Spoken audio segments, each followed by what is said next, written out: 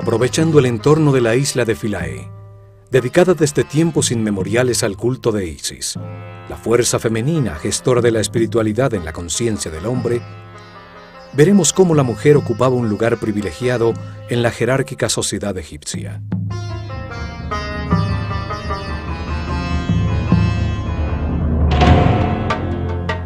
El universo egipcio estaba basado en la pareja, lo masculino y lo femenino, iguales entre sí, responsables de generar el orden en medio del caos, de hacer cada vez más perfecto el mundo, para luego mantenerlo eternamente.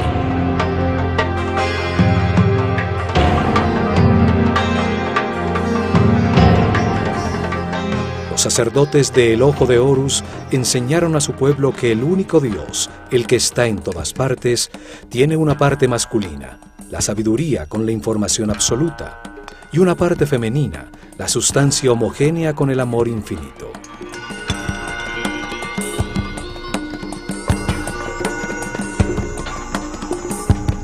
En lo más alto de su ordenado mundo divino, Atum, como llamaban al único Dios, a la sabiduría absoluta cuando aún no había manifestado el universo, ya tenía una parte femenina llamada Nun, la sustancia virginal, la materia indiferenciada y homogénea, las aguas primigenias, el amor infinito. Atum y Nun, la pareja original que se encontraba en reposo, activa su voluntad divina, terminando el equilibrio existente, y al hacerlo, se transforman en Ta y Sekhmet. El mismo único Dios, pero ahora con características distintas, pues su propia voluntad lo puso en movimiento. Ta, la parte masculina del único Dios, emite información creadora. Y Sekhmet, la parte femenina, la gesta en su sustancia de amor, manifestándose el Fiat Lux, la energía y la sustancia radiante en movimiento. Ta y Sekhmet son el fuego multiplicador de todo lo creado. Ellos gestan a otras parejas de divinidades creadoras, las fuerzas fundamentales que llamaron Néters, extensiones de la primera causa en un universo divino. La acción de este fuego radiante sobre sí mismo, sobre la sustancia amniótica original, gesta a Tefnut, la húmeda evaporación, y a Shu, el aire en movimiento.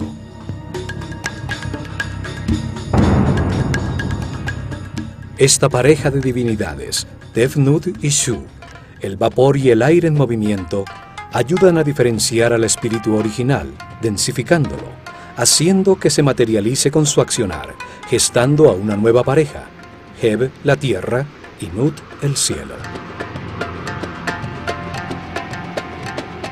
Así se crean los mundos diferenciados en el espacio, los reinos minerales en forma de soles y planetas, sistemas solares y galaxias.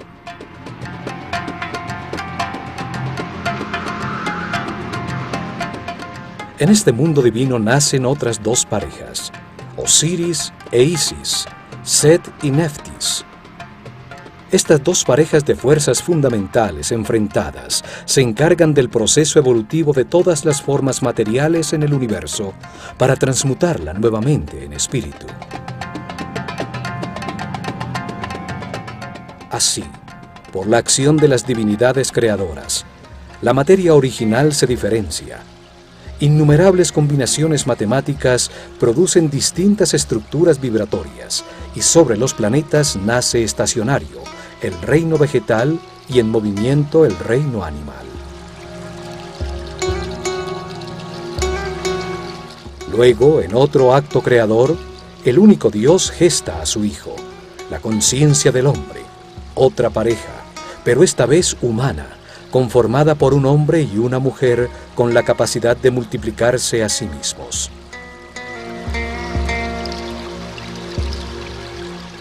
Al realizar este acto, Ta y Sekhmet, la pareja que crea al universo, se transforma en Amon y Mut, el principio masculino y femenino del único Dios cuando crea al hombre.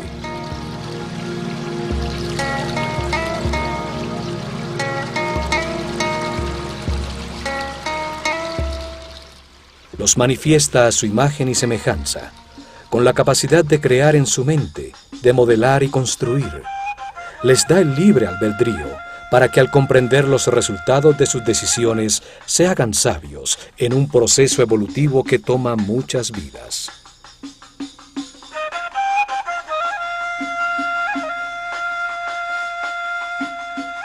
La estructura egipcia del universo divino y humano estaba fundamentada en la pareja. Por todo esto, la mujer con su amorosa presencia jugaba un papel importantísimo en su sociedad. Desde la reina de Egipto que gesta al faraón, las sacerdotisas dedicadas al culto de Isis o Hathor, hasta la humilde madre del más sencillo trabajador, eran respetadas y consideradas igual a los hombres.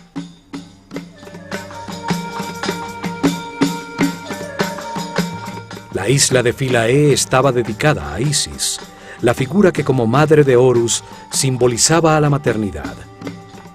Isis tomaba en el corazón de los egipcios el mismo lugar que hoy tiene la Virgen María para los católicos.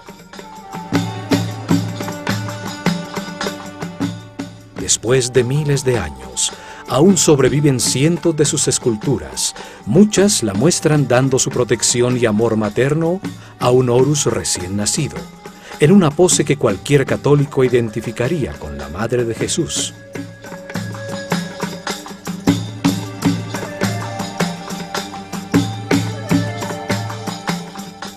La isla albergó las iniciadas y sacerdotisas dedicadas a su culto en una sociedad igualitaria. Cientos de mujeres llamadas Hembedneter eran encargadas del entrenamiento musical, los cantos, bailes y el toque del sistro durante los rituales en todos los templos de Egipto.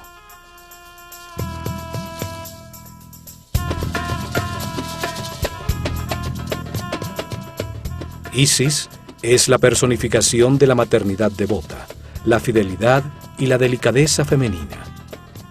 Isis suministra la sustancia, las emociones superiores, el éxtasis, la intuición que permiten con la acumulación de amor y verdad, la gestación de Horus, la conciencia inmortal y permanente.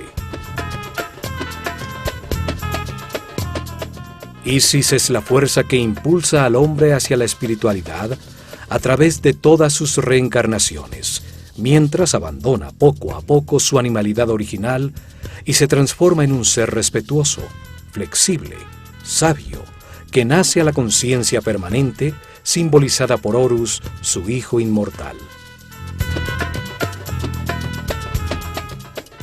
Isis es la matriz de esta conciencia permanente. Ella gesta en el mundo interior de todo hombre las emociones superiores, logrando que eleve su frecuencia de vibración. Isis baja desde las dimensiones superiores hacia la conciencia, la inspiración que produce las ideas que dan lugar al arte. Isis impulsa a buscar y reconocer a Dios. Impulsa el camino hacia la espiritualidad, conduciendo a que cada hombre, libremente en su interior, pueda sentir la emoción superior de adorarlo, lo que lo lleva al éxtasis.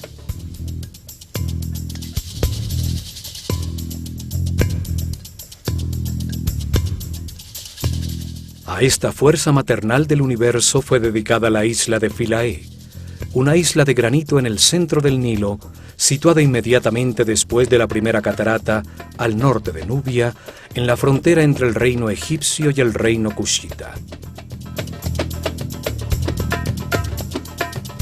Philae quiere decir isla o montículo sobre las aguas que emergió en el tiempo de Ra. Este nombre sugiere el uso sagrado de este sitio desde una remota antigüedad.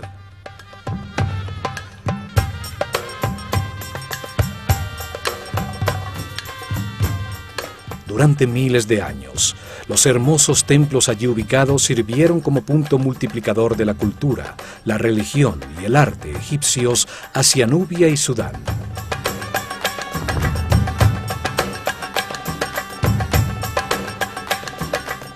Las ruinas más antiguas se encuentran en su esquina sureste. Allí existió un pequeño templo nubio orientado hacia la estrella Canopus y dedicado a una divinidad llamada Mandulis.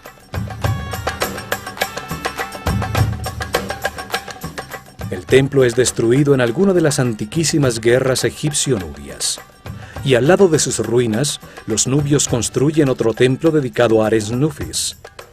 Así llamaban ellos a Osiris, el compañero de Isis. Los egipcios toman control de la isla y construyen un primer templo dedicado a Isis. En el año 1250 a.C., Ramsés II dejó una estela en la que afirma haberlo reconstruido. El faraón Taharka hace lo mismo en el año 680 a.C. Y 120 años después, en el año 560 a.C., el faraón Amasis ordena tallar las figuras de su pílono.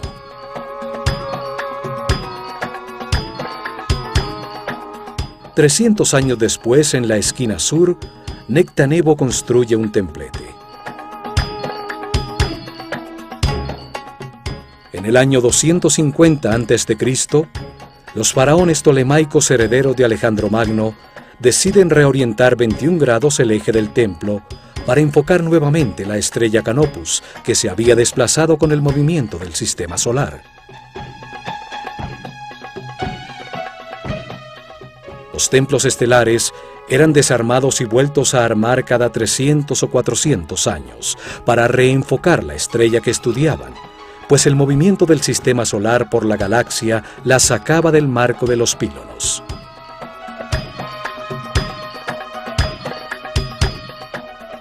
El templo debía haber sido movido en su totalidad para acomodarse al nuevo eje. Pero en estos tiempos finales, los intereses de los Ptolomeos estaban más enfocados a Grecia y Macedonia por sus rivalidades con los otros reyes helenos, entre los que Alejandro Magno dividió su imperio. Su situación en una isla hacía este trabajo aún más difícil. Por esto deciden construir un pequeño templo con un segundo pílono, que enmarcara adecuadamente la bóveda celeste sin modificar el templo original.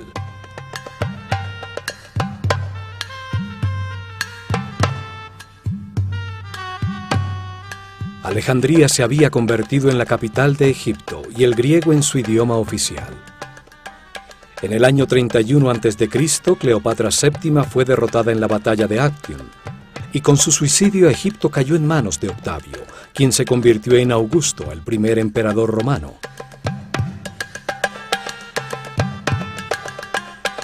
Los emperadores romanos construyeron en Philae otros templos.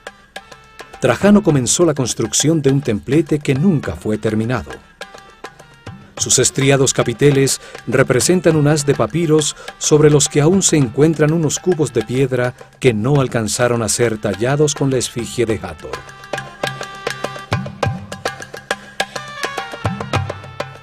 Philae fue uno de los últimos sitios en todo Egipto donde permanecieron sacerdotes dedicados al antiguo culto. Desde allí surgieron las sectas gnósticas, que más tarde con nombres como Rosacruces, Masones e Illuminatis conservarían en secreto los conocimientos egipcios.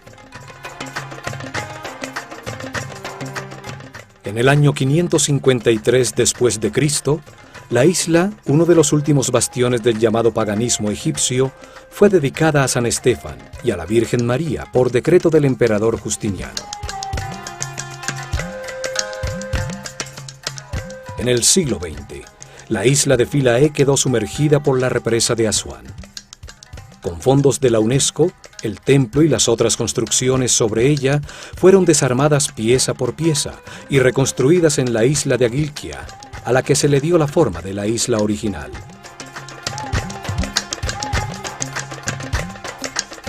El templo fue orientado de manera similar a la que tenía originalmente. Norman Lockyer registró el eje del templo original a los 76.5 grados al suroeste, con el objeto de enfocar los movimientos de la estrella Canopus sobre el polo sur, la misma hacia la que estaba orientada el templo de Edfu. Originalmente las dos torres del pílono enmarcaban a los 15 grados sobre el horizonte durante miles de noches a Canopus, la estrella polar del sur. Una nueva confirmación que todos los templos egipcios estaban orientados hacia una estrella o hacia el sol.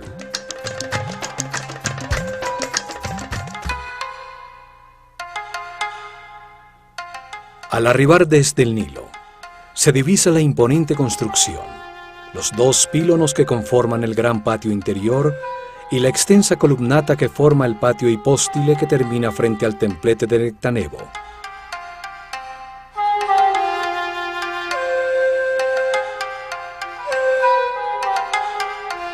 El gran patio exterior toma una forma trapezoidal por la disposición de una doble columnata formada por 32 columnas, construidas en un ángulo que se abre hacia el templo, produciendo una ilusión de mayor profundidad. Las columnas y un larguísimo muro que tiene a distancias regulares una serie de ventanas que dan al Nilo forman un sombreado ambulatorio. Todas las columnas son distintas, como un cañaveral de papiros, sus capiteles floreados, otrora con vivos colores, toman distintas formas.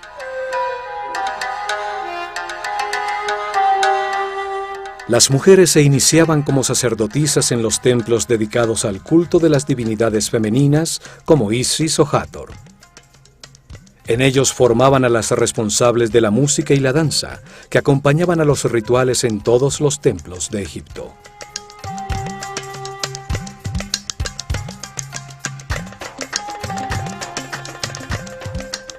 Las mujeres dedicadas a la música las llamaban Shemayet. Podían también servir a las divinidades masculinas e inclusive convertirse en escribas. Pero era la mujer la encargada de tocar el sistro, cuyo sonido apaciguaba a las divinidades y permitía descansar a la mente del hombre.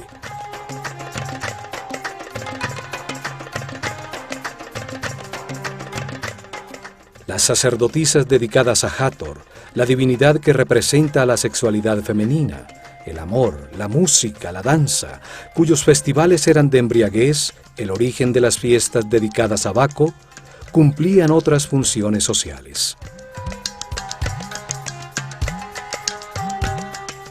Ellas traían la fertilidad y enseñaban a los hombres que iban a contraer matrimonio las artes del amor, para que aprendieran cómo complacer a su futura esposa.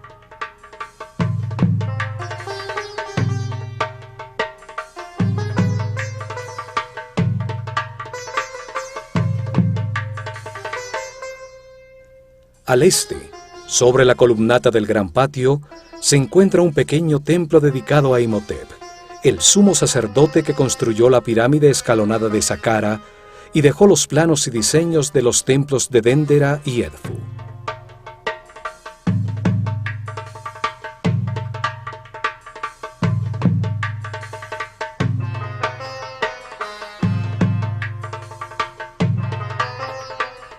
En este primer pílono, como en la mayoría de los templos, aparece tallada la figura del faraón, en este caso Ptolomeo XII, que golpea con su vara de poder a los llamados 9 enemigos de Egipto.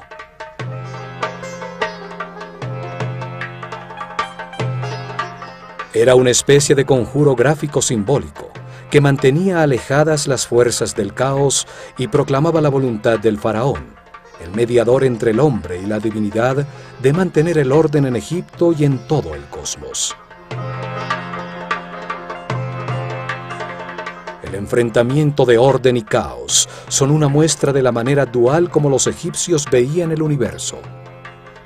Así también el país tiene 2 tierras, el largo valle del Nilo llamado Alto Egipto y el delta, en el que se abre cuando llega al Mediterráneo llamado el Bajo Egipto.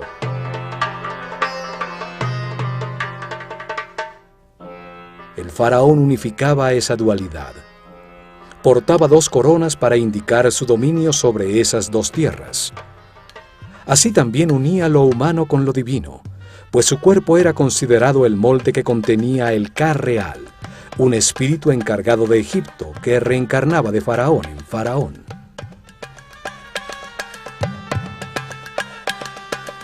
Por esto, El faraón, el más importante de todos los egipcios vivientes, representaba el nivel de conciencia alcanzado por su pueblo durante su reinado.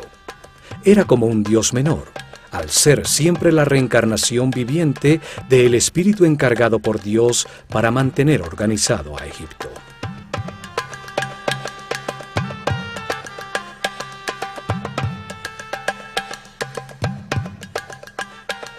El nuevo pílono tiene 2 mástiles, donde ondeaban las banderas. Sus 2 torres debieran ser simétricas, unidas por un pórtico. Sin embargo, aquí en Philae, la torre izquierda tiene una puerta que accede directamente a la capilla de los nacimientos.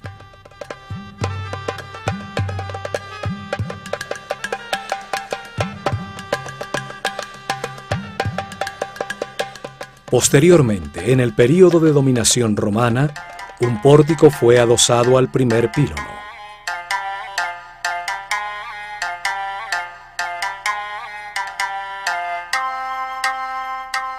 En esta capilla se celebraba el nacimiento de las divinidades y de sus hijos como Horus, la maternidad de Isis en las fechas en que Sirio, su personificación en el cielo, reaparecía anunciando el año nuevo, el solsticio de verano y el desbordamiento del Nilo.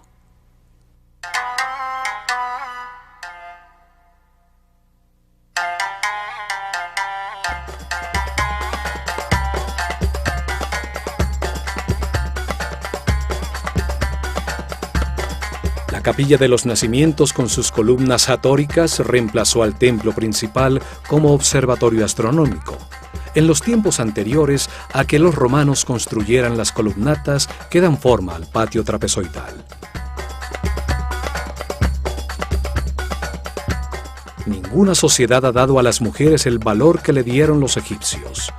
Su sociedad era igualitaria entre hombre y mujer. Esto era debido a su concepción filosófica de Dios.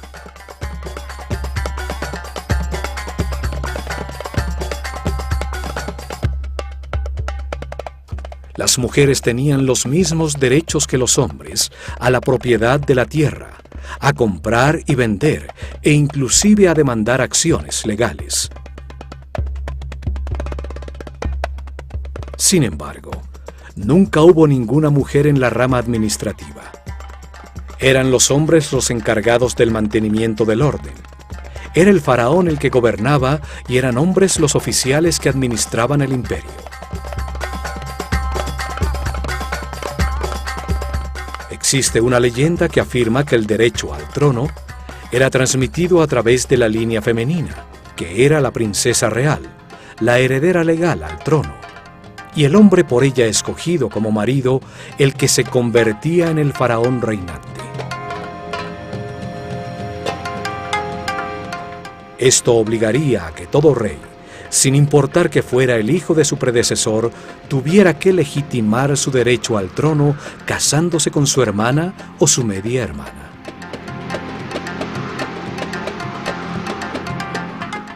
Sin embargo, no existe una línea directa de herederas que confirme esta leyenda. Se sabe que los faraones eran polígamos y que las esposas principales de Tutmosis III, Amenhotep II y III, no eran de familia real.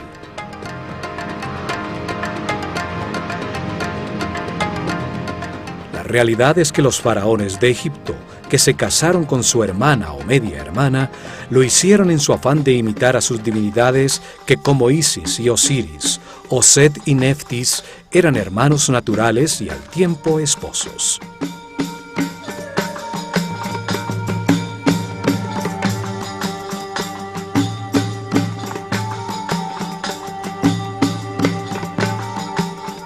Al casarse con su hermana o con su hija, el faraón se apartaba de sus súbditos, que nunca se casaban así, y se colocaba en el nivel de las divinidades, reafirmando su derecho divino a reinar.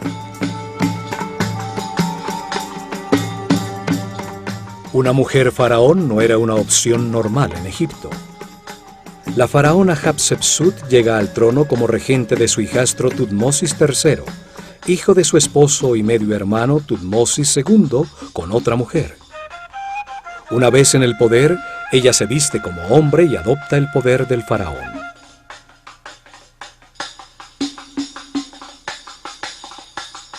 Después de su reinado, su imagen como faraón fue sistemáticamente borrada de los registros para sacar de la memoria a una mujer que se apoderó del trono de manera impropia.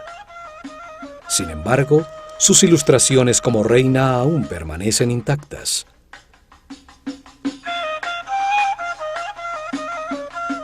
En solo 4 ocasiones de los 300 reinados, las mujeres se convirtieron por poco tiempo en faraonas de Egipto por causas extraordinarias y como último recurso de sus familias para tratar de conservar el orden.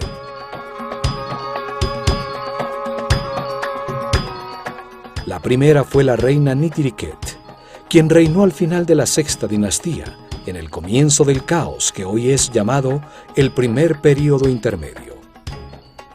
La segunda fue Neferupsobk, en similar momento al final de la dinastía decimosegunda.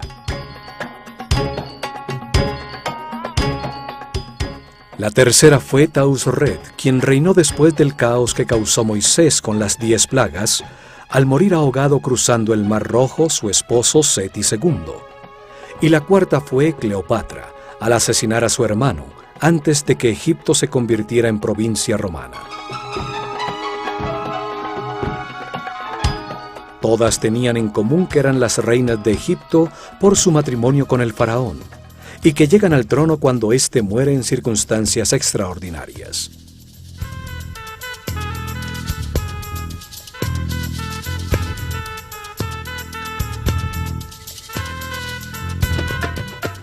Los sacerdotes podían casarse, pero solo se les permitía una sola mujer, mientras que el resto de los hombres, incluido el faraón, podían tener cuantas quisieran, a pesar de que la mayoría optaba por tener una sola. En Egipto existía la separación legal en el caso de que el matrimonio fracasara. El hombre estaba obligado a devolver todas las propiedades y riquezas que la familia de su mujer había aportado como dote, más una parte de las suyas para los hijos que hubieran tenido. Para ello, solo tenían que pronunciar ante testigos de las 2 familias y del sacerdote del templo que les correspondía la siguiente fórmula: yo me separo de ti como esposa o esposo y me alejo de ti para siempre. Renuncio a mis derechos sobre ti. Que la vida te dé otro compañero o compañera en el lugar al que te quieras dirigir.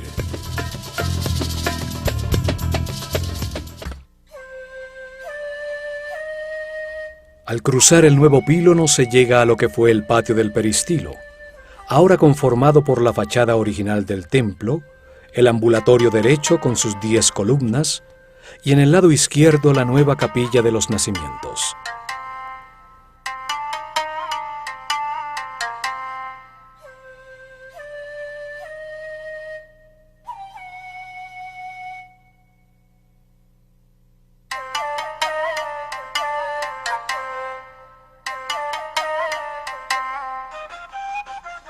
En este patio se encuentra la estela con el cartucho de Ptolomeo y Cleopatra que le sirvió a Champollion para descifrar el decreto contenido en hieroglifos, griego y demótico en la famosa piedra de Rosetta.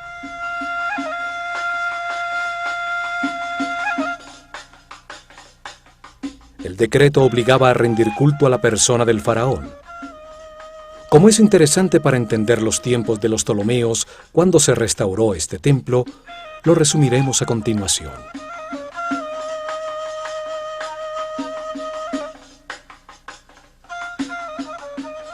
Se decreta que todos los templos en Egipto deben destinar en su interior al lado de los santuarios de los dioses uno que mantenga una imagen en oro del eterno rey Ptolomeo, el amado de Ptah, el dios Epifanio Eucaristos, frente al cual debe colocarse la figura de la divinidad principal del templo, entregándole el arma de la victoria. Todo debe ser manufacturado en el estilo egipcio, y los sacerdotes con sus sagradas vestiduras deben prestarles adoración 3 veces por día, realizar en su honor todos los rituales y en las festividades egipcias cargarlo en las procesiones en igualdad con los otros dioses.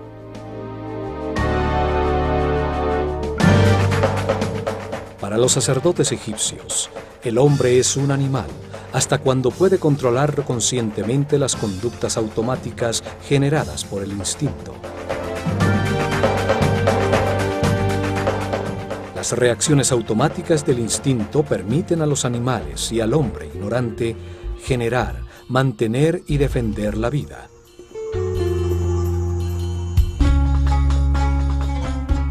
La atracción hacia el sexo opuesto impulsa a generar la vida. Los deseos son un mecanismo de la naturaleza para indicar una carencia que se necesita suplir para mantener la vida. El miedo impulsa a huir o a agredir para defender la vida.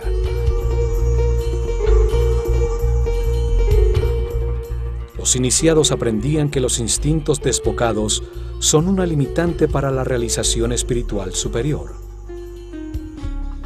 La escuela de misterios tenía templos especializados para generar conciencia y producir el entrenamiento necesario para concientizar estas conductas.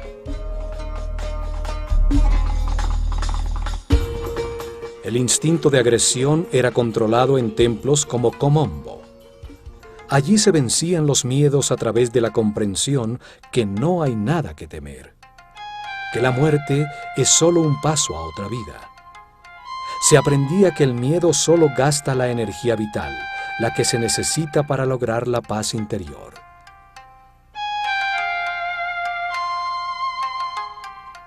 A templos como este de Philae, dedicados a divinidades femeninas, acudían los iniciados en los primeros niveles para ser guiados por las sacerdotisas del templo, para concientizar los deseos generados por su instinto de atracción. El deseo permite al hombre reconocer una necesidad o una atracción. Produce una reacción de agrado o rechazo en los centros emocionales que a su vez conecta en la mente los sentimientos. Pero los sentimientos tienen polaridad. Pueden ser de alegría o de tristeza. Pueden producir satisfacción o insatisfacción. Por eso es tan importante comprender qué los genera, para así aprender a controlarlos de característica negativa.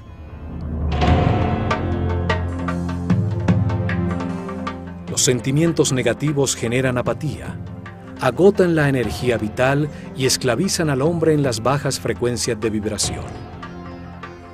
Los egipcios creían que el camino evolutivo comienza con el control de los centros inferiores, al hacer conscientes las conductas automáticas.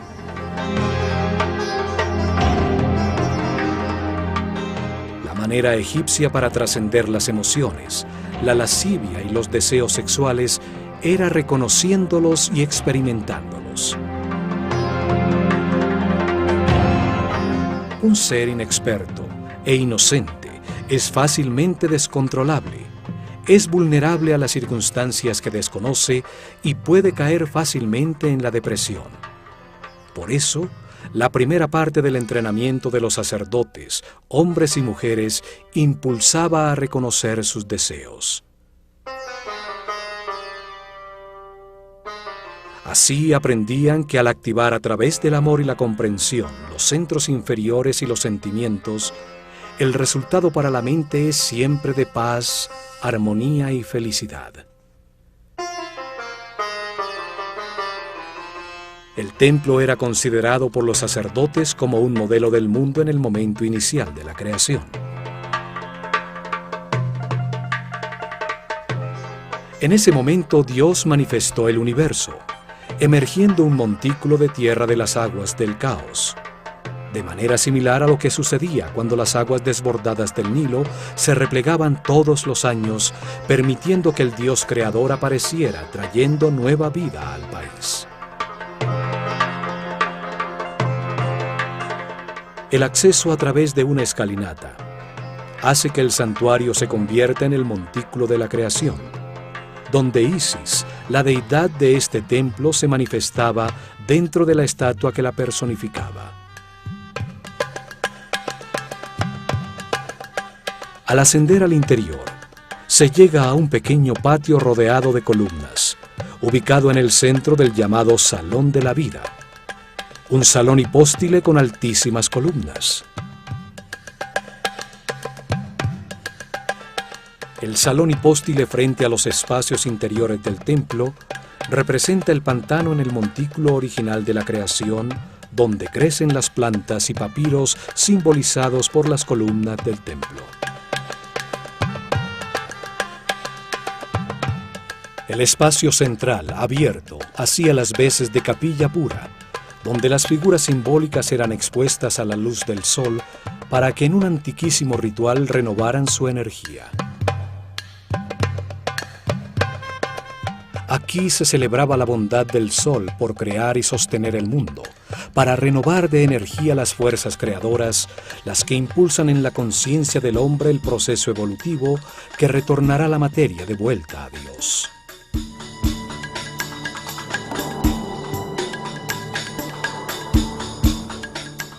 Los muros de este espacio están tallados para mostrar cómo entendieron el universo.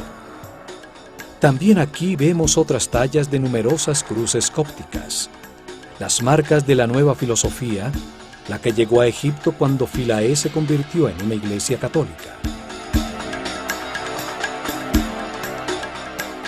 Una nueva manera de ver el mundo, que no solo le quitó el sentido a la visión tradicional egipcia, sino que la consideró aberrante y primitiva.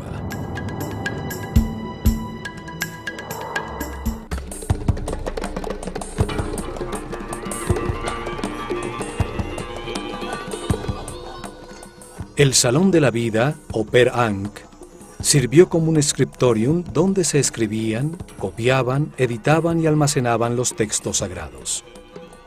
Allí se realizaban en papiros las ilustraciones maestras que debían tallarse en los muros del templo.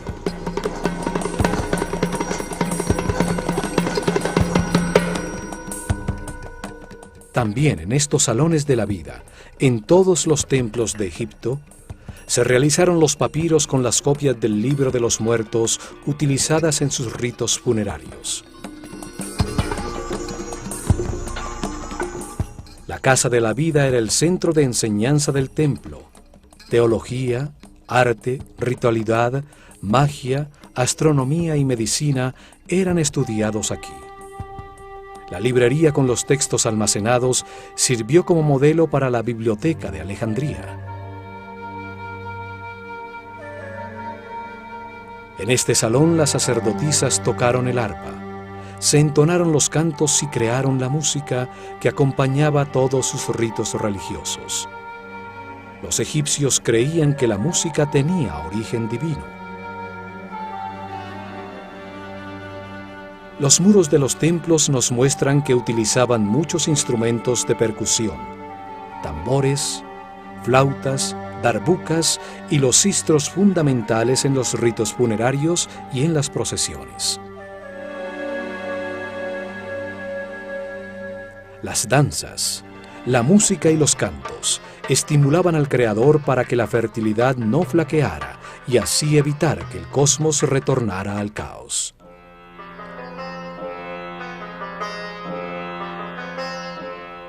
Las sacerdotisas también se encargaban de cuidar a los enfermos que llegaban a los sanatorios del templo en busca de la ayuda y del conocimiento de los sacerdotes. La música era utilizada como instrumento de sanación espiritual y material, y las notas musicales eran utilizadas como medida entre la Tierra y los planetas. Al danzar se adoraba a Dios, la fuerza del amor, la felicidad, el baile y la música.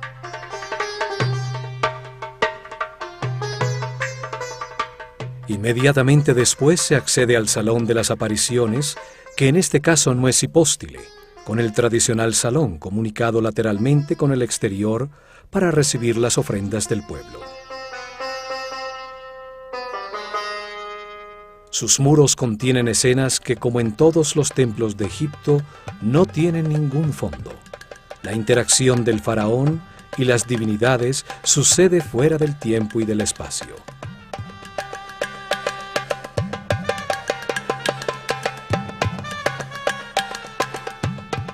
templo era el escenario donde se representaron de manera dinámica los distintos rituales, en medio del sonido musical de las voces e instrumentos, el recitar de las palabras rituales, el olor del incienso, en homenaje a la divinidad, para lograr su apoyo en la continuidad del universo organizado. Liturgias diarias y una serie de festivales cíclicos donde las figuras simbólicas recreaban los mitos de los que formaban parte, en rituales a través del espacio sagrado del templo, con procesiones en barcas sagradas por el Nilo a otros templos. Las partes que conformaban el templo eran sobre todo funcionales, demostraban la manera como entendían el universo los sacerdotes egipcios. Allí el ritual les daba poder, legitimaba el orden social de su civilización. El ritual generaba y organizaba ese orden social.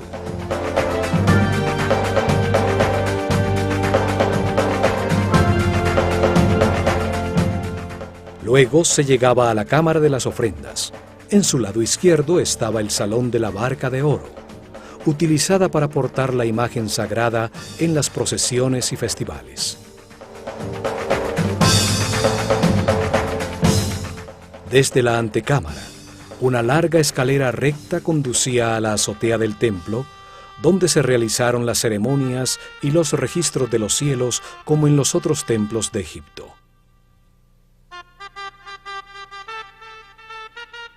Tallado en los muros de estas antecámaras se encuentra el faraón Ptolomeo V realizando ofrendas a Isis.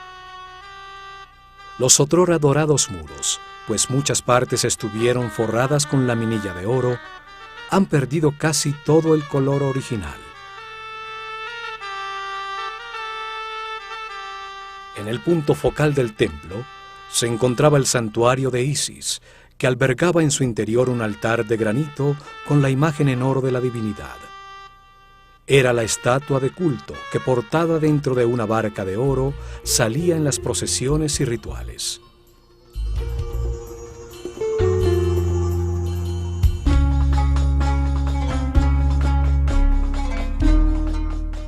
Isis, la Virgen Madre egipcia, que gesta a Horus de manera inmaculada, porta sobre su cabeza la forma de un trono, una silla simbólica sobre el chakra de la corona, sobre la que se sentará la conciencia permanente de todo hombre a reinar eternamente.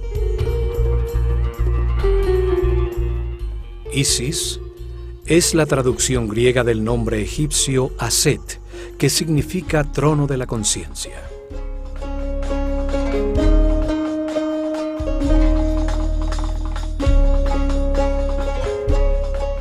Muchas veces es representada con un buitre sobre su cabeza, sobre el que se apoyan unos cuernos de vaca que encierran un disco dorado. El buitre vuela dedicado por entero a sus crías, transforma en su interior las sustancias en descomposición, convirtiéndolas en alimento, en nueva vida.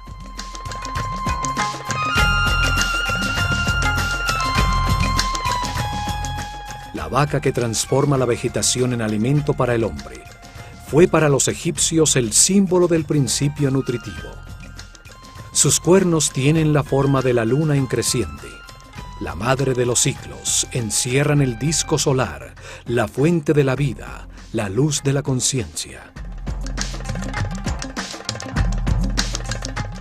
Este santuario simbolizaba el respeto que los egipcios tenían por la maternidad. Un respeto basado en la búsqueda del orden y del equilibrio. Legitimaba su visión del mundo.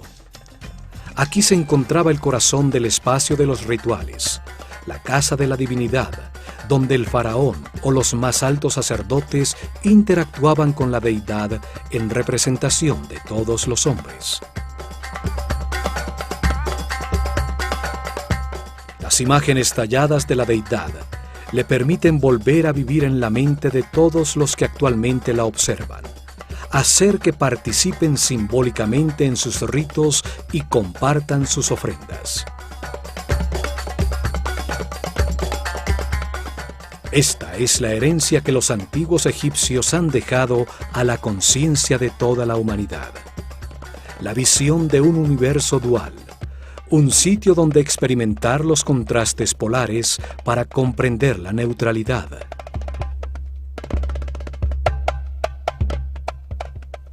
Una escuela diseñada por Dios de manera perfecta para transformar en muchas reencarnaciones a un inocente en un sabio, a un animal en un superhombre, gracias a la experiencia adquirida con sus propias decisiones.